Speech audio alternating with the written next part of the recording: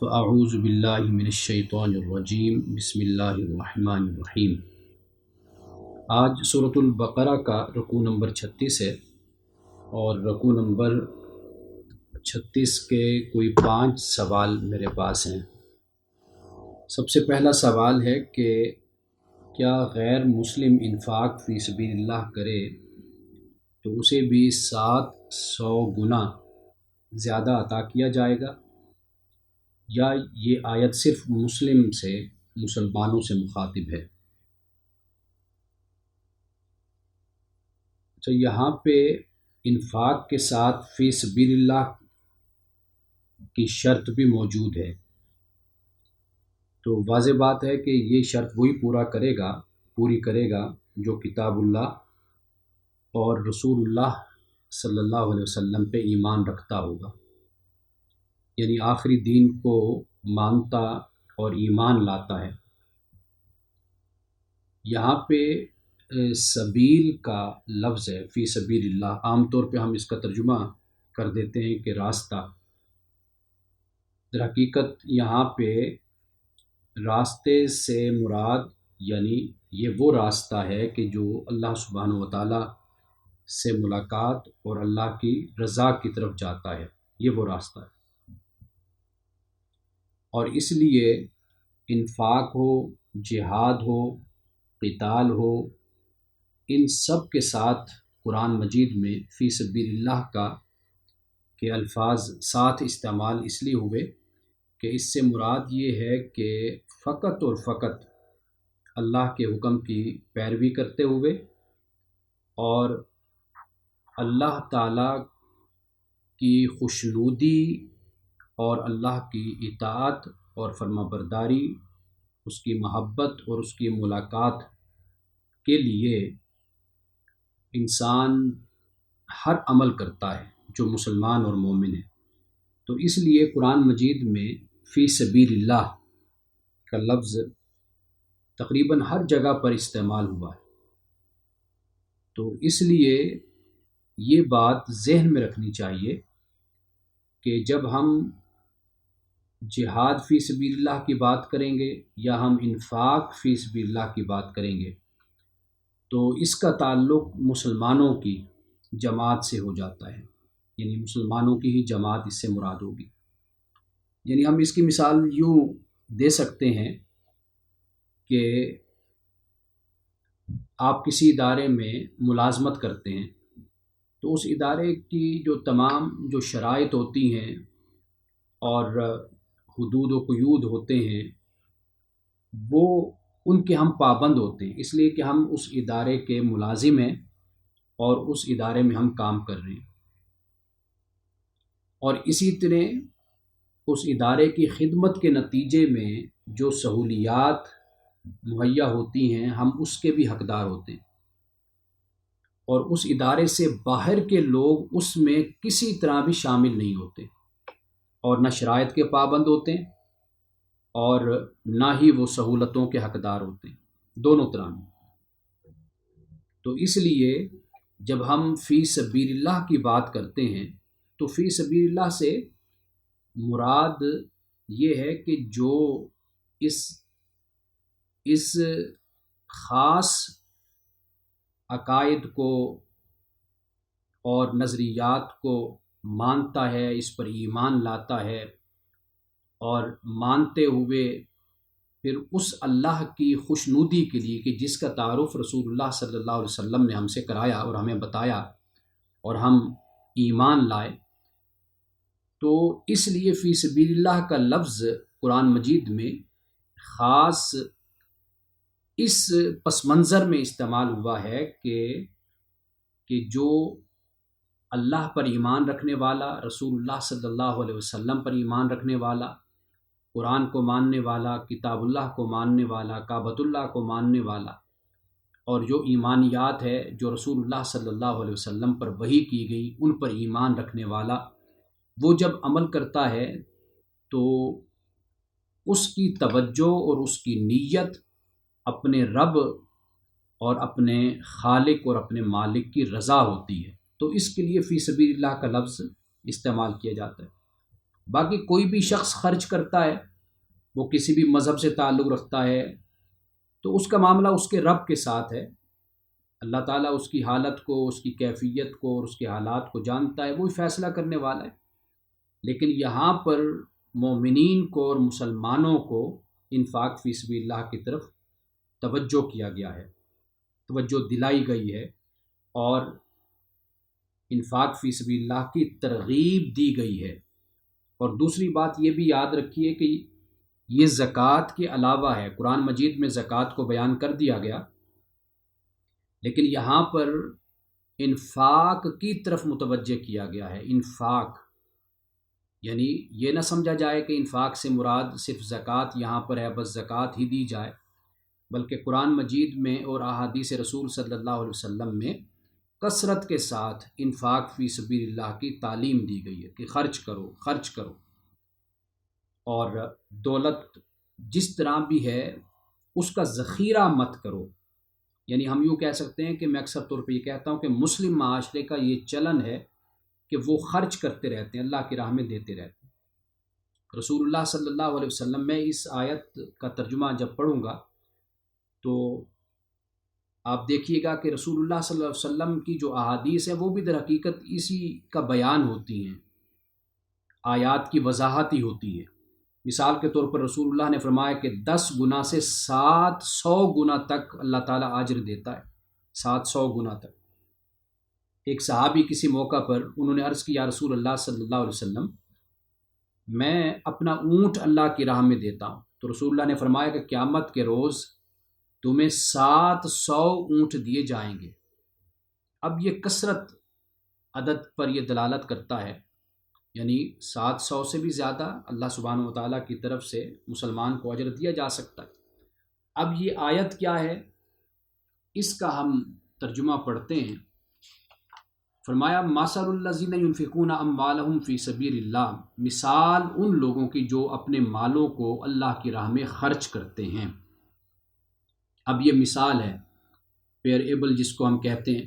اب اللہ تعالیٰ قرآن مجید میں بہت سی مثالیں، جیسے گزشتہ درس میں بھی میں نے چند مثالیں پیش کی تھی، اب یہاں پر بھی مثال کے ذریعے سے بات کو سمجھایا جا رہا ہے کہ مثال ان لوگوں کی جو اپنے مالوں کو اللہ کی راہ میں خرچ کرتے ہیں، یہ اس طرح ہے کہ جیسے ایک دانہ ہوتا ہے، حبہ ایک دانہ ہے، انبتت 7 سنابلا، اور پھر وہ ایک دانہ 7 بالیں اگاتا ہے، 7 بالیں، ایئر EAR، 7 بالیں اگاتا ہے، فی کل سنبلۃ مئۃ حبہ، اور پھر ہر خوشے میں 100 دانے ہوتے ہیں۔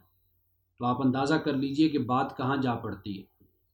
تو فرمایا کہ ایک دانہ بھی کوئی خرچ کرتا ہے تو وہ ایک دانہ 7 بالیں لاتا ہے، 7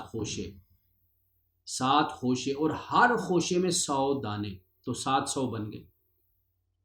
یعنی واللہ یضاعف لمن یشاء، اور اللہ تعالیٰ اضافہ کرتا ہے جس کے لیے چاہتا ہے، اللہ تعالیٰ اضافہ کرتا ہے۔ واللہ واسع علیم، اور اللہ تعالیٰ سخی ہے۔ واسع کا مطلب یعنی جینرس ہے اللہ، اور اللہ تعالیٰ وسعت والا، جاننے والا ہے۔ اب واللہ یضاعف لمن یشاء یہ فرما کر ہمارے اندر یہ ترغیب پیدا کر دی، اور ہمیں ایک لحاظ سے یوں کہہ لیجیے کہ لالچ پیدا ہوئی ہمارے میں کہ ہم اب اپنے اخلاص میں، اپنے مال میں اور اپنے کردار اور اخلاق میں جتنی پاکیزگی، طہارت ہم پیدا کریں گے اور جتنی اچھی نیت کے ساتھ ہم خرچ کریں گے، اسی حساب سے پھر اللہ تعالیٰ اس کے اجر میں اضافہ کرتا چلا جائے گا۔ یہ صرف ایک مثال دی گئی، اور ساتھ یہ بھی فرما دیا کہ واللہ یضاعف لمن یشاء، اور اللہ تعالیٰ بڑھا دیتا ہے جس کے لیے چاہتا ہے، یہ وہی بات ہوگی جو میں نے آپ سے کہی کہ مشیت یہ علم کی بنیاد پر ہے، اللہ کی مشیت علم کی بنیاد پر ہے، اور اللہ تعالیٰ چاہتا ہے، یعنی اگر ایک طلبگار شخص آتا ہے تو اللہ تعالیٰ اس کو اس کی طلب سے بھی بڑھ کر عطا کرتا ہے۔ تو یہاں پر وہی بات ہے کہ جو اللہ تعالیٰ جب یہ فرماتا ہے واللہ یضاعف لمن یشاء، اللہ تعالیٰ اضافہ کرتا ہے، بڑھا دیتا ہے جس کے لیے چاہتا ہے، تو یعنی اس سے مراد یہ ہے کہ تم اچھے احساس اور جذبے اور اچھی نیت کے ساتھ اللہ کی بارگاہ میں آؤ.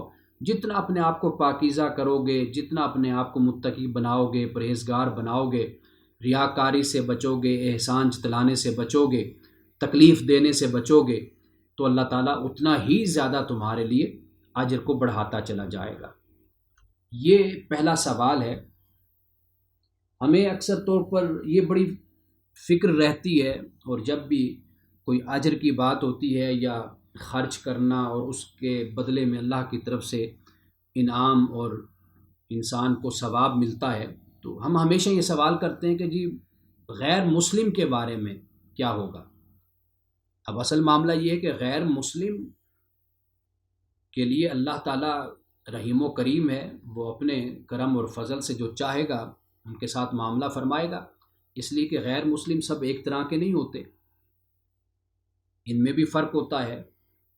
کسی تک دین پہنچا، کسی تک دین نہیں پہنچا، کسی نے ہٹ دھرمی کا مظاہرہ کیا، تعصب کا مظاہرہ کیا، کسی نے مظاہرہ نہیں کیا، کوئی بے پرواہ رہا. مختلف حالتیں، تو ان کی حالتوں کے مطابق اللہ تعالیٰ ان کے ساتھ معاملہ فرمائے گا. اب سوال نمبر 2 ہے آیت نمبر 262 میں. انفاق فی سبیل اللہ کے بدلے ملنے والے جس انعام کی بات ہو رہی ہے، اس انعام کا تعلق دنیا کے مال سے یا آخرت میں ملنے والی نیکیوں سے ہے. اب 261 اور 262 ان دونوں آیات میں، 261 تو ابھی میں نے آپ کے سامنے تلاوت اور ترجمہ کے ساتھ بیان کر دی آیت. ان دونوں میں جو بات ہے وہ دنیا اور آخرت دونوں سے اس کا تعلق ہے. اس لیے کہ یہ بات یاد رکھیے کہ انسانی ذات اس کا اطمینان ہوتا ہے خرچ کرنے سے، مدد کرنے سے. یہ روحانی سکون انسان کو ملتا ہے، اور انسان کا جسم لینے سے پلتا اور بڑھتا ہے. یعنی انسان کا ظاہر، انسان کا وجود، یہ مادہ یہ لینے سے طاقت پکڑتا ہے، لیکن انسان کی روح وہ ترقی کرتی ہے دینے سے، خرچ کرنے سے.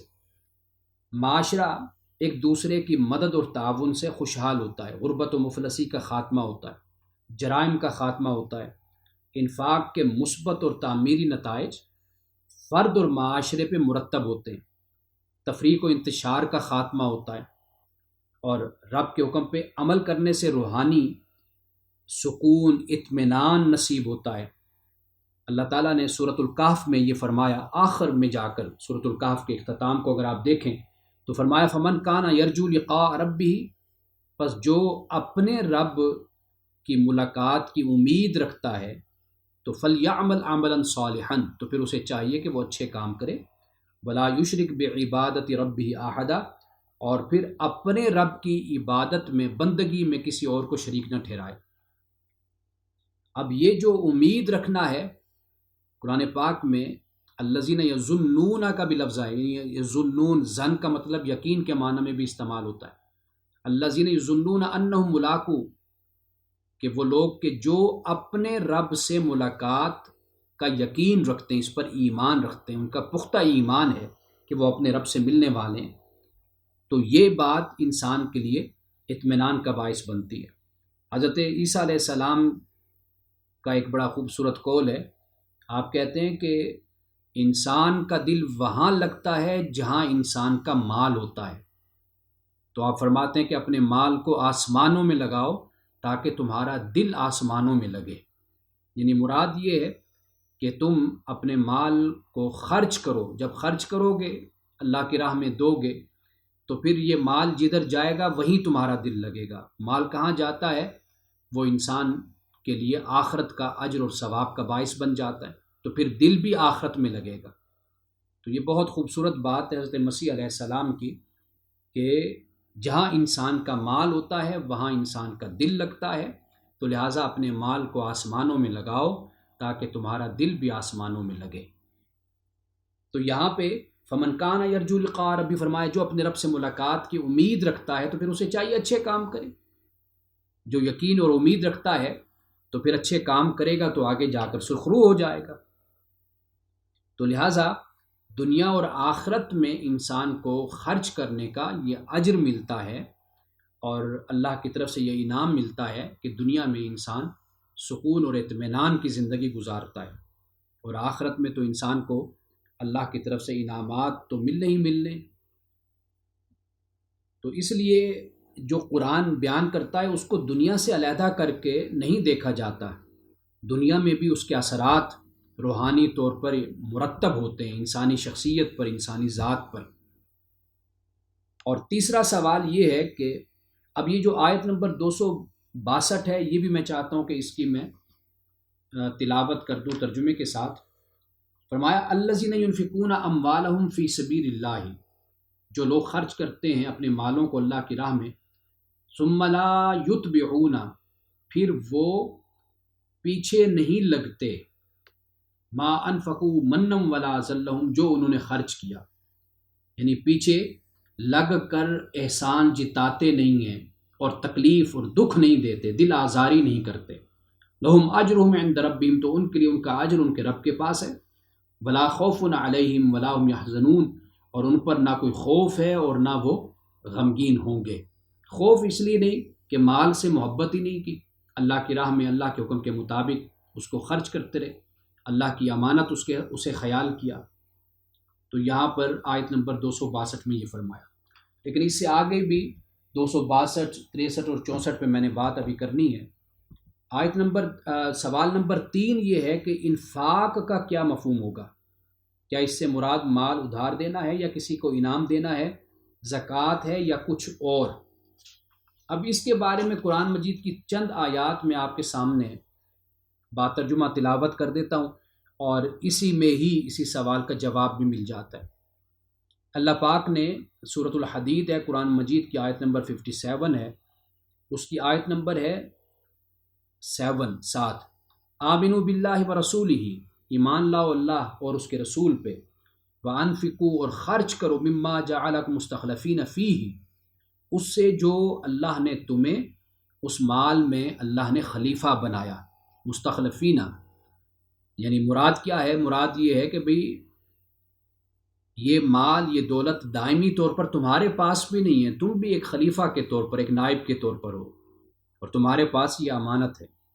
فالذین آمنوا منکم، پس جو ایمان لایا تم میں سے، وانفقوا، اور خرچ کیا، لہم اجر کبیر، تو ان کے لیے بہت بڑا اجر ہے. اور اسی طرح سورۃ الحدید اسی سورت کی آیت نمبر 10 ہے، وَمَا لَكُمْ أَلَّا تُنْفِقُوا فِي سَبِيلِ اللَّهِ، تمہیں کیا ہو گیا کہ تم اللہ کی راہ میں خرچ نہیں کرتے. وَلِلَّهِ مِيرَاثُ السَّمَاوَاتِ وَالْأَرْضِ، یہ آسمان اور یہ زمین، یہ تو میراث ہے اللہ کی، یعنی یہ اللہ کی ملکیت میں ہے. میراث ہی ہوتی نا، انسان چھوڑ کر چلا جاتا ہے، کتنے انسان دنیا میں آئے اور چلے گئے. تو اصل جو وارث ہے، جو انسان چھوڑ کر اپنے پیچھے جاتا ہے جب، تو اپنی اولاد کے لیے چھوڑ کر جاتا ہے، رشتہ داروں کے لیے چھوڑ کر جاتا ہے، اور پھر وہی اولاد بڑی ہوتی ہے، وہ والدین بن جاتے ہیں، پھر اس کے بعد وہ دنیا سے رخصت ہو جاتے ہیں، پھر ان کی اولاد مال کا وارث بن جاتی ہے. تو گویا کہ جو آنے والے بعد کے لوگ ہیں وہ تو وارث ہیں، لیکن نام کے وارث ہیں، وہ امین ہیں، صرف ان کو ایک امانت دی جاتی ہے، لیکن حقیقی وارث تو اللہ کی ذات ہے. یہ سورۃ الحدید کی آیت نمبر 10 میں اس کو بیان کیا. اور اسی طرح سورۃ البقرہ میں دیکھیے، فرمایا من ذا الذی یقرض اللہ قرضا حسنا، کون ہے جو اللہ تعالیٰ کو قرض حسنا دے، فیضاعف له اضعافا کثیرہ، تو اللہ تعالیٰ جب اس کو واپس کرے گا تو اس کو بڑھا چڑھا کر اللہ تعالیٰ اس کو دے گا. واللہ یقبض ویبسط، اللہ تعالیٰ تنگی کرتا ہے اور اللہ تعالیٰ وسعت کرتا ہے. وإلیہ ترجعون، اور اسی کی طرف تم لوٹ کر جاؤ گے. سورۃ البقرہ کی آیت نمبر 195 میں فرمایا یسألونک ماذا ینفقون، آپ سے پوچھتے کیا خرچ کریں. قل ما انفقتم من خیر، کہہ دیجئے جو تم خرچ کرو مال میں سے، بہتر یہ ہے کہ کن پر خرچ کرو. فللوالدین، والدین پہ، اقربین رشتہ داروں پہ، یتامہ پہ، مساکین پہ، مسافروں پہ. وما تفعلوا من خیر فإن اللہ بعلیم، جو بھی تم مال سے خرچ کرو گے تو بے شک اللہ تعالیٰ اسے جاننے والا ہے. اب مال کے لیے یہاں پر خیر کا لفظ استعمال ہوا ہے، یعنی ایسا نہیں ہے کہ مال کو انسان کوئی بری شے خیال کرے، اللہ تعالیٰ نے اس کے لیے خیر کا لفظ استعمال کیا. یہ انسانی وجود، معاشرے اور پھر اس کے بعد آخرت کے لیے ایک سبب بنتا ہے انسان کی بخشش و مغفرت کا.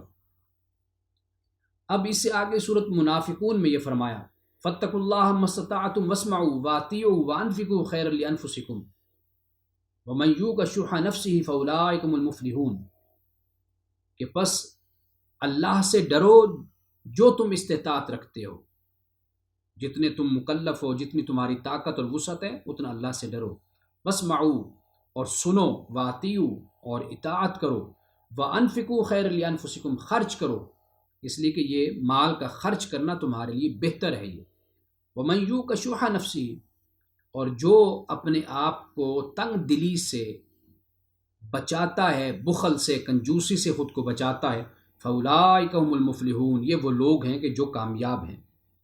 اب اسی طرح ایک حدیث پاک ہے کہ رسول اللہ نے فرمایا کہ من یحرم الرفق یحرم الخیر کلہ، آپ نے فرمایا کہ جو نرمی سے محروم ہو گیا وہ ہر طرح کی خیر سے، بھلائی سے محروم ہو گیا۔ یہ نرمی، دل کی نرمی، جس کو رفق رسول اللہ نے فرمایا، ان اللہ رفیق یحب الرفق، حدیث پاک ہے کہ بے شک اللہ تعالیٰ نرم ہے اور وہ نرمی کو پسند کرتا ہے۔ تو یہاں پر مال کے خرچ کرنے کو فرمایا کہ تمہارے لیے بہتر ہے، اور خود کو بخل سے، کنجوسی سے اپنے آپ کو بچاؤ۔ تو اب یہ دیکھیے کہ یہ سوال کیا ہے کہ انفاق کا کیا مفہوم ہے۔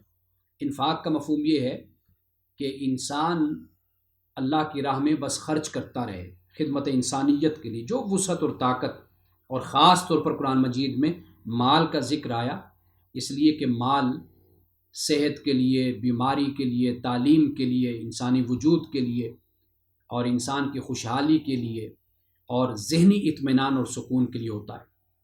تو اس لیے انفاق کا مفہوم یہ ہے کہ اس میں صرف زکوٰۃ نہیں ہے، سب کچھ شامل ہے اس کے اندر۔ گویا کہ مسلم معاشرے کا چال چلن یہی ہوتا ہے۔ اب اس سے مراد مال ادھار دینا ہے، بالکل، اگر آپ کسی کی مدد اس طرح کر سکتے ہیں کہ آپ اس کو قرض دے سکتے ہیں تو قرض دے دیں، لیکن اس پر سود اور ربا اس پر نہیں لینا، اور اگر وہ واپس کر سکتا ہے تو بہت اچھی بات ہے، لیکن اگر نہیں کر سکتا تو آپ اس کو زکوٰۃ سے بھی بنہا کر سکتے ہیں، یا ویسے آپ اس کو چھوڑ دیں احساناً۔ اور اسی طرح کسی کو انعام دینا، یہ سب کچھ اس کے اندر، انفاق کے اندر شامل ہے، کہ بس مقصود یہ ہے کہ انسانیت کی خدمت، معاشرے کی خدمت، مفلوق الحال غریب اور مفلس لوگوں کی خدمت اور ان کی مدد ہے۔ چوتھا سوال یہ ہے کہ موجودہ حالات میں انفاق فی سبیل اللہ کا بہترین مصرف کیا ہو سکتا ہے۔ یہ سوال بہت اہم ہے۔ میں مطالعہ، تحقیق اور تجربے سے میں اب یہ سمجھتا ہوں کہ دو چیزیں ہمارے لیے بحیثیت پاکستانی قوم کے لیے، دو باتیں بڑی اہم ہیں۔ ایک تو یہ ہے کہ لوگوں کو اس قابل کیا جائے کہ وہ کسی کے محتاج نہ ہوں، دولت کو یا خرچ کرنے کو اس طرح نہ خرچ کیا جائے کہ لوگوں میں 100 روپیہ، 1000 روپیہ تقسیم کر دیا جائے، بلکہ اگر کچھ لوگوں کو چن لیا جائے اور ان کو اپنے پاؤں پہ کھڑا کر دیا جائے کہ وہ کل خود زکوٰۃ دینے والے بن جائیں۔ زکوٰۃ دینے والے نہ بنے تو کم از کم زکوٰۃ لینے والے بھی نہ بنیں۔ ایسے بہت سے لوگ میں نے دیکھے کہ وہ اس طرح لوگوں کے ساتھ تعاون اور مدد کرتے ہیں کہ چھوٹا سا کاروبار کوئی یونٹ کھول کر دے دیا کہ جس سے وہ اپنے پاؤں پر کھڑے ہو جاتے ہیں۔ ایک تو یہ ہے طریقہ، ساری زندگی ان کو محتاج بنائے رکھنا، بیکاری، گداگر، اور آ کر وہ لے جائیں اور گزارا کرتے رہیں، تو اس سے بہتر یہ ہے کہ ان کو ان کے پاؤں پر کھڑا کر دیا جائے۔ ایک تو میں یہ سمجھتا ہوں کہ یہ بہترین مصرف ہے کہ اس پر خرچ کیا جائے، اور دوسرا اس پر بھی خرچ کیا جائے کہ لوگوں کی ذہنی تربیت کی جائے۔ ذہنی تربیت سے مراد یہ ہے کہ لوگ دوسروں کی طرف دیکھنے کے بجائے خود کچھ کرنا سیکھیں، خود کچھ کرنا شروع کریں، اور اس تعلیم و تربیت کے لیے یہ جو انفاق فی سبیل اللہ ہے، ان وسائل کو خرچ کیا جا سکتا ہے۔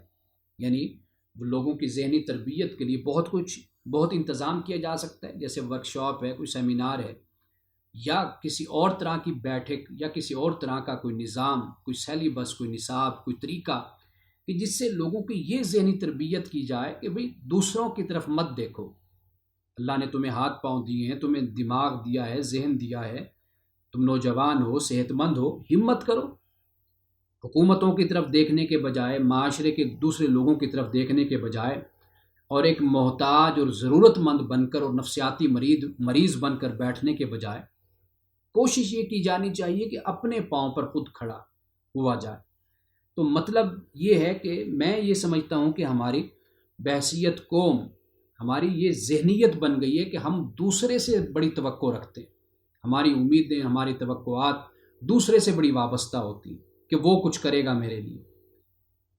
آپ یہ دیکھ لیجئے کہ مہنگائی کا، ناروے کے ایک دوست ہیں، ان سے اس پر گفتگو ہو رہی تھی، تو وہ بتا رہے تھے کہ بھئی ہمارے ہاں لوگ مہنگائی کا رونا روتے ہیں کہ جی سبزی مہنگی ہو گئی، یہ مہنگا ہو گیا، وہ مہنگا ہو گیا۔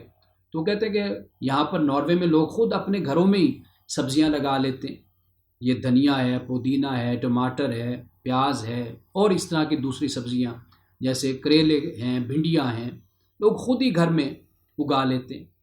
اب لوگوں کے پاس گھر ہوتا ہے، سب کچھ ہوتا ہے، بس یہ کہ مینجمنٹ ان کو بتائی جائے، بس وہ سارا دن یہ دیکھتے رہتے ہیں کہ بھئی باہر سے کچھ آ جائے، یا لوگوں سے، رشتہ داروں سے توقع رکھتے ہیں، یا ان کا طریقہ یہ ہوتا ہے کہ وہ لوگ کہ جو ذرا وسعت والے ہوتے ہیں ان کی طرف دیکھتے رہتے ہیں۔ تو وہ دوست کہتے ہیں کہ بھئی وہاں پر لوگ، نارویجن اور دوسری قوموں کے لوگ وہاں پر یہ کام کرتے ہیں، اپنے گھر میں سب سارا انتظام کر لیتے ہیں، ہر کسی کے پاس چھت تو ہوتی ہے، تو تھوڑے سے پیسوں سے یہ سارے کام ہو جاتے ہیں، بس اس میں محنت ہے، مشقت ہے۔ اب بیٹھ بیٹھ کر ہمیں شوگر ہو گئی، کوئی بلڈ پریشر کا مسئلہ، کسی کو ہارٹ کا مسئلہ، کسی کو کوئی مسئلہ، لیکن اٹھنے کا کوئی نام نہیں لیتا کہ اٹھ کر کوئی محنت، کوشش کرے اور مشقت کرے۔ کتنا فائدہ ہوتا ہے انسانی صحت کے حوالے سے کہ جب انسان اٹھتا ہے، کچھ محنت کرتا ہے، کوئی کام کرتا ہے، باغیچہ ہوتا ہے، چھوٹا سا باغ بنایا ہوتا ہے، کچھ سبزیاں لگائی ہوتی ہیں، کچھ اس طرح کے کام انسان کرتا ہے۔ تو ہمارے ہاں جو صورتحال ہے، میں یہ سمجھتا ہوں کہ ہمیں اپنا جو فنڈ ہے، اپنے جو پیسے ہیں، اپنا جو مال ہے، یہ بھی انفاق فی سبیل اللہ ہے کہ قوم کی اس طرح تربیت کی جائے کہ یہ محتاج اور بے بس ہونے کے بجائے یہ اللہ کے بعد اپنے بازو پر، اپنے پر بھروسہ کرے، یقین کرے اور آگے بڑھے۔ تو میرے نزدیک کہ یہ سوال کہ موجودہ حالات میں انفاق فی سبیل اللہ کا بہترین مصرف کیا ہے، میں سمجھتا ہوں یہ دو ہی مصرف ہیں۔ ایک تو مصرف یہ ہے کہ لوگوں کو ان کے پاؤں پر کھڑا کر دیا جائے، کوئی سائل ہے، گداگر ہے، مانگنے والا، اسے کہا جائے بھی اگر آپ نے کام کرنا ہے کچھ تو آپ کو ایک یونٹ بنا دیتے ہیں، آپ اس پہ کام کریں اور دکان چلائیں اپنی۔ ایک یہ طریقہ ہے۔ دوسرا یہ ہے کہ ایک بڑے لیول پر لوگوں کو یہ تربیت دی جانی چاہیے کہ محتاجی اور بے بسی اور ضرورت مندی کا احساس اور نفسیات، اس کو اپنی ذات سے ختم کرو اور خود آگے بڑھو اور ہمت کرو، آگے بڑھ کر ترقی کرو۔ دنیا میں جو لوگ آج کاروبار میں اور تجارت میں عروج پر ہیں، کہیں سے تو انہوں نے آغاز کیا تھا، ہمت کی تھی، جسے ہم کہتے ہیں کہ الف سے اپنے کام کا آغاز کیا، آج وہ کہاں تک پہنچ گئے۔ تو میرا خیال ہے کہ یہ دوسری بات یہ بھی بہت اہم ہے کہ اس پر بھی پیسہ خرچ کیا جائے اور لوگوں کی تربیت کی جائے۔ یہ دو باتیں ہیں جو میں سمجھتا ہوں کہ ان کی بڑی اہمیت ہے۔ ویسے تو بہت سے کام ہیں ہمارے معاشرے میں، تو آپ کو معلوم ہے کہ یہ تو مسائل کا گڑھ ہے ہمارا معاشرہ، اس لیے کہ ہم نے اس پر کوئی توجہ نہیں دی اور مسائل بڑھتے چلے گئے اور وسائل ہمارے کم ہوتے چلے جائے۔ تو ویسے تو یعنی آپ یوں کہہ سکتے ہیں کہ دو صورتیں ہوتی ہیں نا، ایک طویل المدت طریقہ ہوتا ہے، کوئی کام کرنا ہے تو ایک لمبی مدت، کچھ کام ایسے ہوتے ہیں کہ جو مختصر مدت میں ہو جاتے ہیں۔ طویل مدت میں پھر تعلیم ہے، ملک میں بہت سے NGOs اور بہت سے ادارے ہیں جو تعلیم پر کام کر رہے ہیں، اور تھوڑی مدت میں کام کرنے والے وہ ہیں کہ جو میں نے جیسے آپ کو مثال دی، کاروبار وغیرہ کوئی یونٹ کھول کر دے دیا۔ اور یہ جو ہے ذہنی تربیت، اس کی اشد ضرورت ہے، اس قوم کو بہت زیادہ ضرورت ہے کہ قوم کو یہ بتایا جائے کہ اللہ تعالیٰ نے تمہیں آنکھیں دی ہیں، کان دی ہیں، تمہیں باصلاحیت بنایا، تمہیں صحت دی، ہمت کرو، آگے بڑھو، ترقی کرو، بجائے اس کے کہ شکوہ شکایت حکومتوں سے ہو معاشرے کے دوسرے لوگوں سے ہو، اپنے بڑوں سے، والدین سے ہو، یا اپنے بڑے بھائیوں سے، فلاں سے ہو، فلاں سے شکایت، فلاں سے شکوہ، یہ شکوہ شکایت کی سوچ ختم کرو، یہ نفسیات اچھی نہیں ہیں۔ تو یہ میرے خیال میں یہ دو باتیں ہیں، اور آج پاکستانی معاشرے میں مطالعہ اور مشاہدہ کرنے کے بعد میں یہ سمجھتا ہوں کہ یہ دو کام ہیں کہ جو بہت اہم ہیں، جن پہ ہمیں توجہ کرنی چاہیے۔ اس سے غربت کا بھی خاتمہ ہوگا۔ جب ایک قوم خود اپنے پاؤں پہ کھڑی ہوگی، اس کی سوچ اور فکر بدلے گی، اس کی سوچ نظریہ بدلے گا، تو پھر معاشرے سے غربت بھی ختم ہوتی ہے۔ غریب آدمی بھی اگر ہمت کرے، آگے بڑھے، کوشش کرے، اور اپنے حالات اور اپنے دائرے میں رہتے ہوئے کبھی بھی اپنے آپ کو محتاج اور بے بس نہ سمجھے، تو وہ بھی آگے بڑھ کر ترقی کر سکتا ہے۔ پانچواں سوال یہ ہے کہ آیت نمبر 263 میں یتبعوہا ازا، اس سے کیا مراد ہے؟ سب سے پہلے تو یہ بات یاد رکھیے کہ آیت نمبر 262 کہ جس کی پہلے ہم نے تلاوت کی، ترجمہ بھی میں نے اس کا بیان کر دیا، اور پھر اسی طرح آیت نمبر 263 اور پھر آیت نمبر 264۔ اب ان تین آیات میں خرچ کرنے والوں کو من سے، عزا سے اور ریاکاری سے، ان تین باتوں سے منع کیا گیا ہے۔ اور اللہ سبحانہ و تعالیٰ نے آخر میں پھر اپنی صفت غنی اور حلیم کا ذکر کر دیا ہے۔ غنی اور حلیم یعنی ایسے مواقع پہ اللہ تعالیٰ تعلیم یہ دیتا ہے کہ جو خرچ کرنے والا ہے نا، پہلے تو اس کو منع کیا کہ بھئی احسان نہیں جتلانا۔ دوسری بات یہ فرمائی کہ دل آزاری نہیں کرنی، کہ جس پر خرچ کرنا ہے، جس کو دینا ہے، اس کی دل آزاری نہیں کرنی۔ اور تیسری بات یہ فرمائی کہ ریاکاری نہیں کرنی، دکھاوے کے لیے خرچ نہیں کرنا۔ اور اللہ تعالیٰ نے پھر اپنی صفت غنی اور حلیم، ان دونوں صفتوں کو آخر میں بیان کیا ہے، اس لیے کہ ایسے مواقع پہ بے نیازی، بے غرضی اور بردباری کی ضرورت ہوتی ہے۔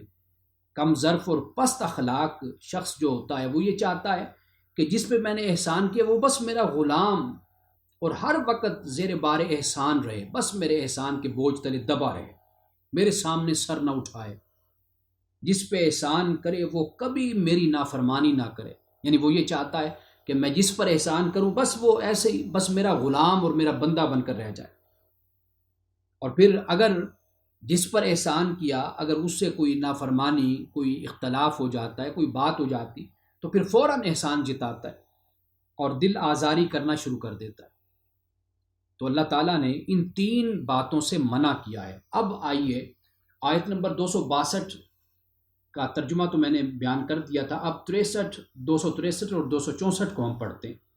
فرمایا قول معروف و مغفرۃ خیر من صدقۃ یتبعها اذى، قول معروف یعنی اچھی بات، و مغفرت اور درگزر کرنا، خیر من صدقۃ یہ بہتر ہے اس صدقے سے، یتبعها اذى کہ جس کے پیچھے اذا ہو، دل آزاری ہو۔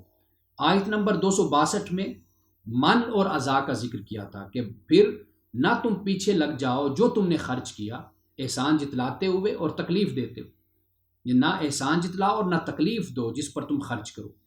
یہ آیت نمبر 262 میں دو کا ذکر کیا۔ اب یہاں پر صرف اذا کا یعنی دل آزاری کا ذکر کیا، اس لیے کہ احسان جتلانے میں بھی دل آزاری ہوتی ہے نا، پہلے اس کی وضاحت پہلے وہاں پر یہ بیان کر دیا، لیکن اب یہاں پہ آیت نمبر 263 میں صرف اذا کی بات کی ہے، دل آزاری کی بات کی۔ واللہ غنی حلیم، اللہ تعالیٰ بے نیاز، بے پرواہ، بردبار ہے۔ یا ایھا الذین آمنوا، اے ایمان والو، لا تبطلوا صدقاتکم بالمن والاذی، کہ نہ تم اپنے صدقات کو ضائع کرو، کس کے ذریعے سے؟ احسان اور عزا اور دل آزاری کے ذریعے سے۔ یہاں پر پھر فرمایا تیسری مرتبہ کالذی ينفق مالہ رئاء الناس، اس شخص کی طرح کہ جو اپنے مال کو خرچ کرتا ہے، کیوں خرچ کرتا ہے؟ رئاء الناس، لوگوں کو دکھانے کے لیے، ولا یؤمن باللہ والیوم الآخر، اور اللہ اور یوم آخرت پر ایمان نہیں رکھتا۔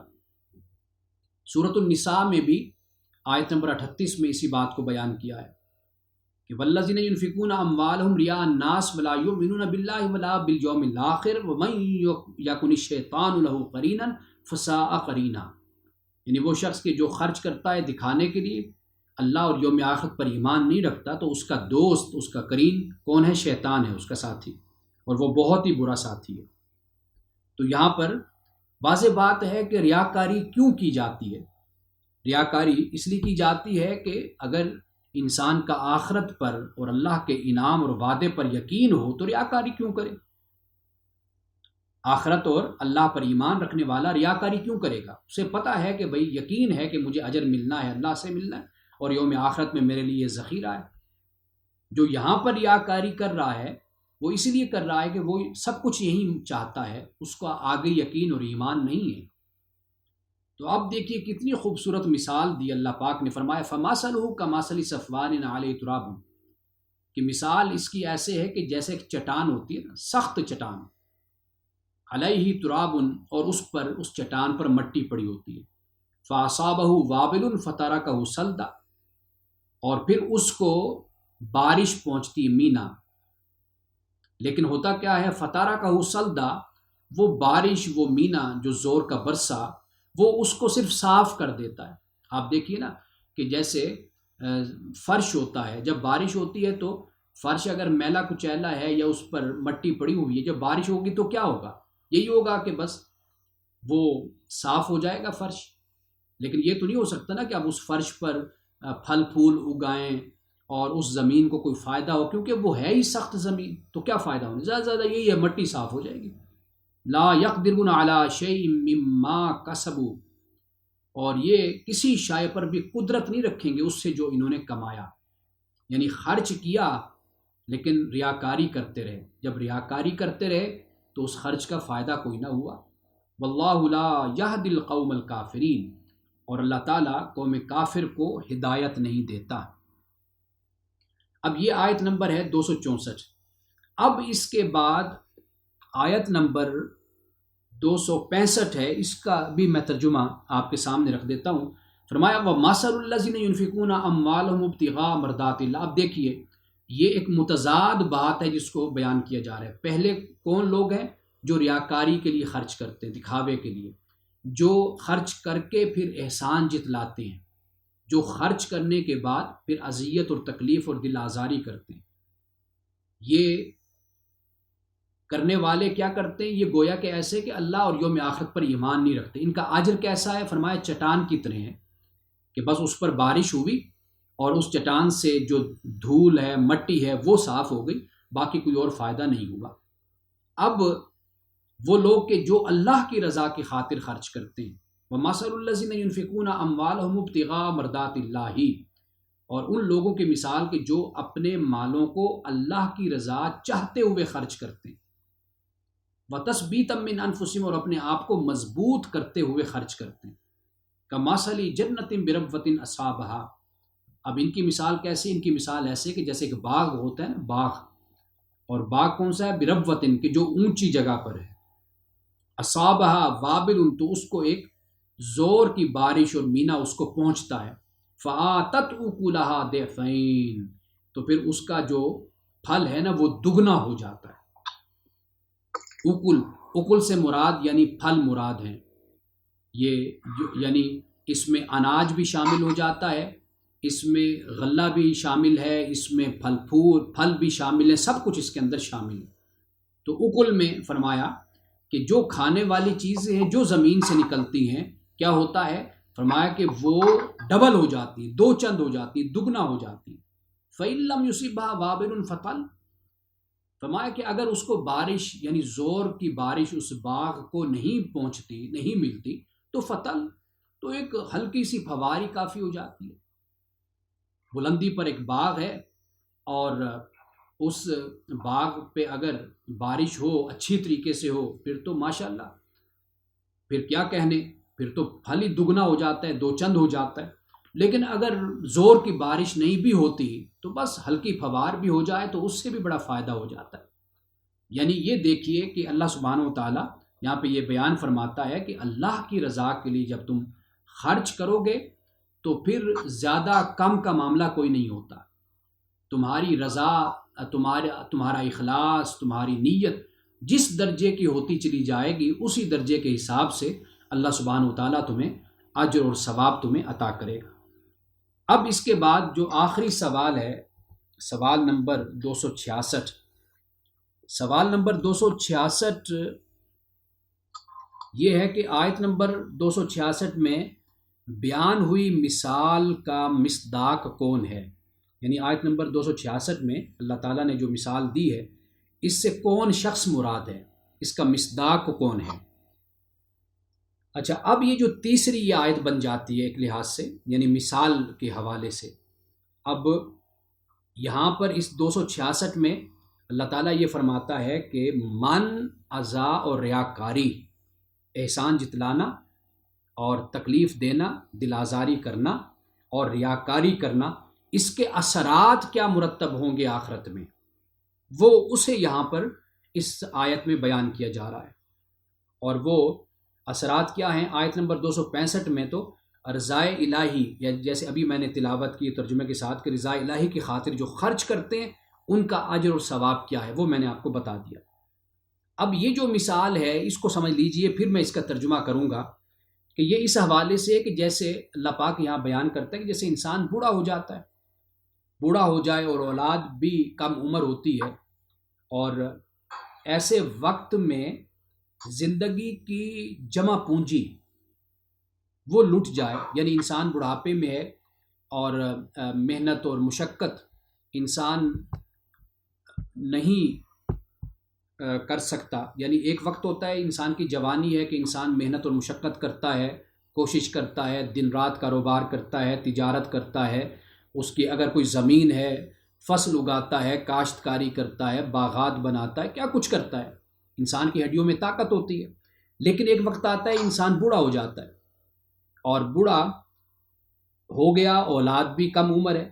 اب ایسے وقت میں اگر انسان کی جو زندگی کی جمع پونجی ہے وہ لٹ جاتی ہے، کاروبار تباہ ہو جاتا ہے، وہ باغ جو بڑی محنت اور بڑی مشقت کے ساتھ اس نے سینچا، اب ایک بگولا آتا ہے ہوا کا، اور آپ کو معلوم ہے کہ یہ بگولا اتنا تیز اور اتنا طاقتور ہوتا ہے اور اتنا شدید ہوتا ہے کہ یہ بڑے بڑے مکانات کو بھی اڑا کر لے جاتا ہے۔ تو یہ آیا تو کیا ہوا؟ اب اس کا جو باغ تھا، جو اس نے محنت کی، جو کوشش دن رات لگا کر اس نے کام کر کے اس کو سینچا، اس کو خوبصورت بنایا، یکدم بگولا آیا اور سب کچھ اس نے برباد کر دیا۔ اب اس کے جسم میں طاقت بھی نہیں ہے، سکت بھی نہیں ہے کہ وہ دوبارہ اس کو سجا سکے، دوبارہ اس پر کام کر سکے۔ تو اللہ پاک یہ فرماتا ہے کہ قیامت کے روز یہ جو احسان جتلانا ہے اور یہ جو تکلیف دینا ہے اور ریاکاری ہے، یہ جو کرنے والے لوگ ہوں گے نا، ان کی قیامت کے دن یہ محنت، یہ کوشش، یہ مشقت اسی طرح ضائع ہو جائے گی کہ جس طرح ایک شخص کی دنیا میں باغ ہے اور بڑھاپے کی عمر اس کی ہو جاتی ہے، بچے کم عمر ہیں اور پھر سب کچھ اس کا برباد ہو جاتا ہے۔ تو گویا کہ آخرت میں انسان ایک بے بسی کی شکل بن کر، صورت بن کر سامنے بیٹھا ہوگا اللہ کی بارگاہ میں، اور لیکن اس کے جو اعمال ہوں گے وہ اس لیے باعث اجر و ثواب نہیں بنیں گے کہ اس نے یہ سب کچھ ریاکاری کی خاطر اور لوگوں کو دکھاوے اور من اور اذا کے لیے کیا تھا۔ اچھا، اب ایک حدیث ہے اس حوالے سے جو میں چاہتا ہوں کہ اس موقع پر اس کو میں بیان کروں۔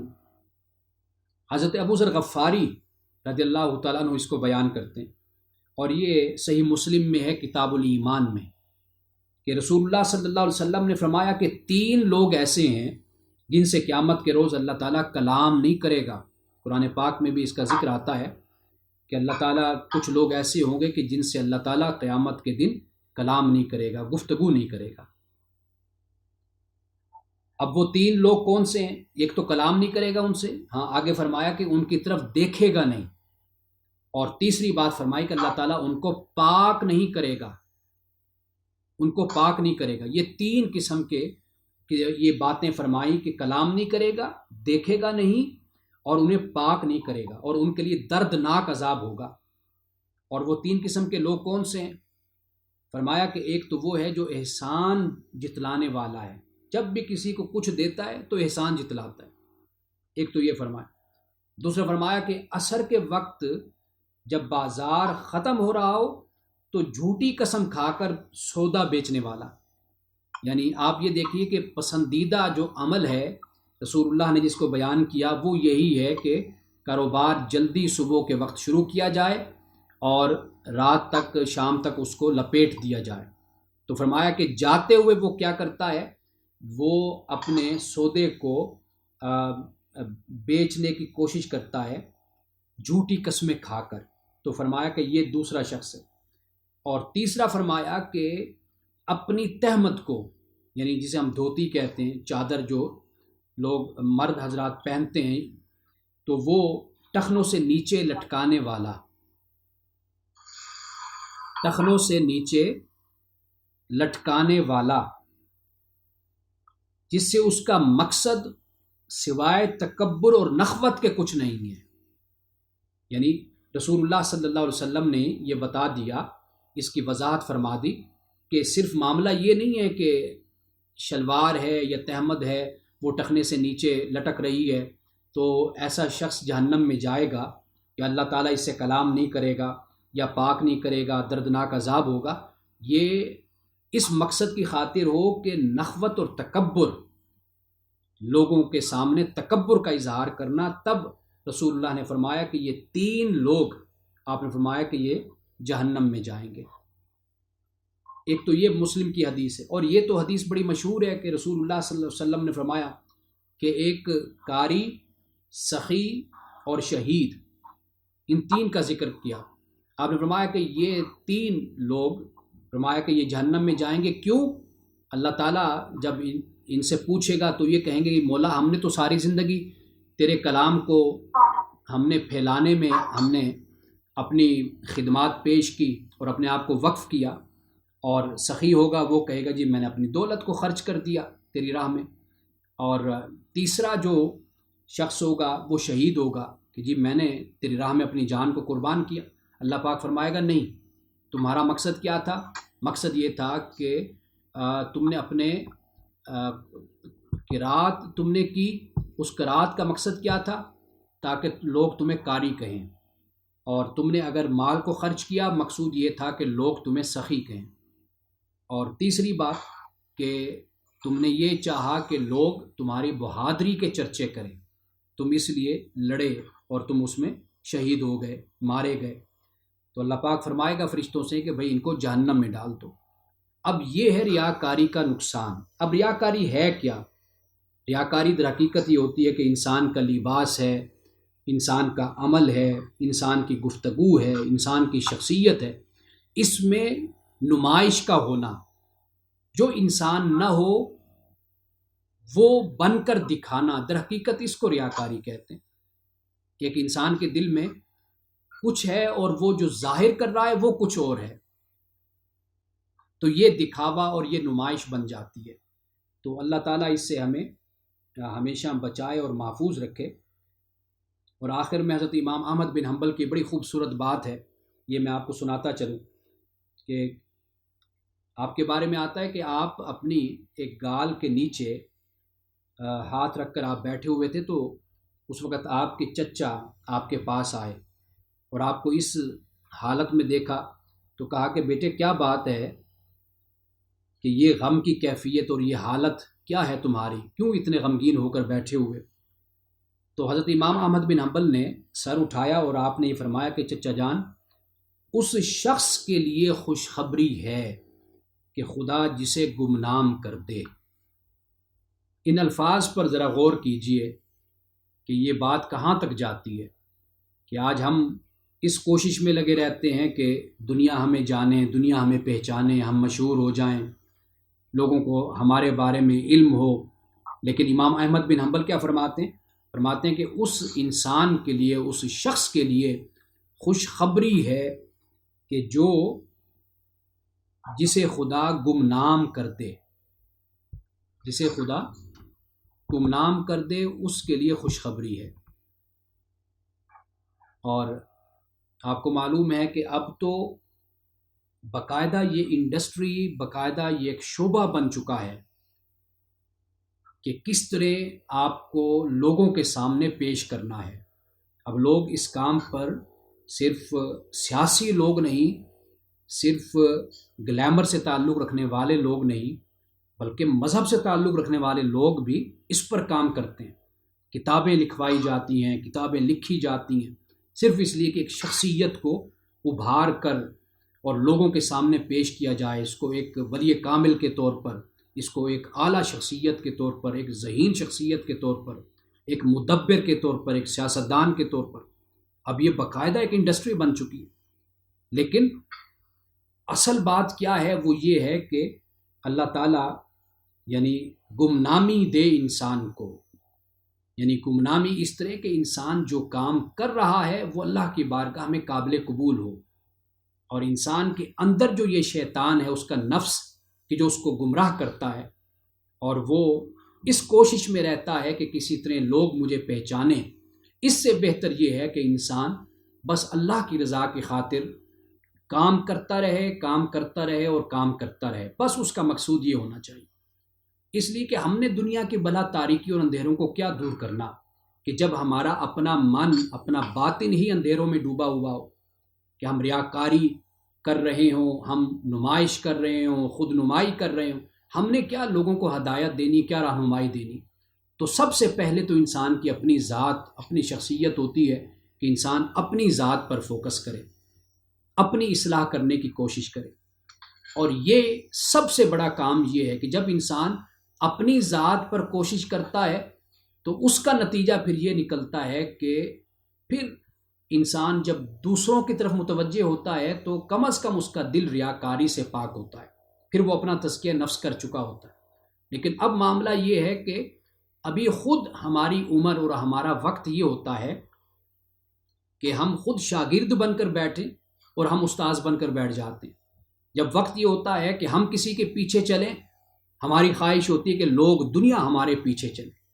جب وقت یہ ہوتا ہے کہ ہم سیکھیں، ہم سیکھنے کے بجائے پھر سکھانے کی جگہ پر پہنچ جاتے ہیں۔ ہم سننے کی جگہ پر بیٹھنے کے بجائے پھر سنانے کی جگہ پر بیٹھ جاتے ہیں۔ تو یہ جو طریقہ ہے، یہ ہمارے بزرگوں کا، علماء کا، فقہا کا، جب ان کی شخصیت اور ان کے بارے میں پڑھتے ہیں تو ہمیں معلوم یہ ہوتا ہے کہ انہوں نے اس بات کو پسند کیا کہ وہ گمنامی میں رہیں۔ لیکن اس کے باوجود آپ دیکھیے، وہ جو غالباً اقبال نے بھی اپنے کسی مجموعے میں اس شعر کو بیان کیا ہے کہ ہر آنکھ دلش زندہ شد بعشق، سب تست بر جرید عالم دوام ما۔ وہ لوگ کہ جو اپنے دلوں کو عشق سے زندہ کر لیتے ہیں تو اللہ تعالیٰ ہمیشہ کی دنیا میں ان کا نام لکھ دیتا ہے۔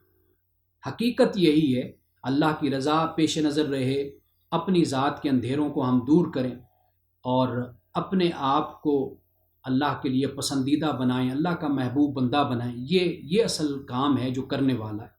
باقی اس کے بعد دوسرے کام اگر ہم کرتے ہیں تو لیکن کم از کم ہماری بنیاد، ہماری فاؤنڈیشن درست ہونی چاہیے، پھر اس کے بعد جو عمل ہوگا وہ اللہ کی بارگاہ میں قابل قبول ہوگا۔ بارک اللہ لنا ولکم فی القرآن العظیم ونفعنا وإیاکم بالآیات والذکر الحکیم۔ صدق اللہ العظیم۔